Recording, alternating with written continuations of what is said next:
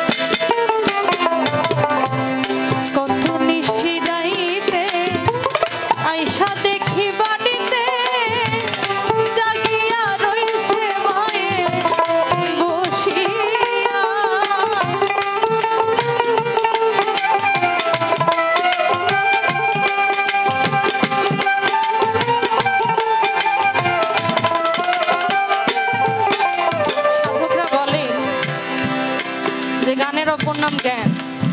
গান শুনলে জ্ঞান হয়, জ্ঞান হলে ভাব হয়, ভাব হলে কিছু লাভ হয়। জানি না এখান থেকে আপনারা কি লাভ করে যাচ্ছেন। এই যে যারা আমার যুবক ভাইরা আছেন, কেউ আমার হয়তো ছোট আছেন, সমবয়সী আছেন, কেউ আমার চেয়ে বড় আছেন, এখানে এত আনন্দ, এত আমোদ, একবার মনেও আসছে না যে আমার মা আমার জন্য কি জেগে আছে, আমার মাকে আমার জন্য না খেয়ে বসে আছে। সত্যি কথা, কয়জনের মনে পড়ছে এখন মায়ের কথা? আসলে মনে পড়ছে না। মা যখন থাকবে না, তখন এই মা মা করে কান্না করেও আর কোনো লাভ হবে না। 12টা মাস, 365টা দিন সন্তান যদি দূরে থাকে,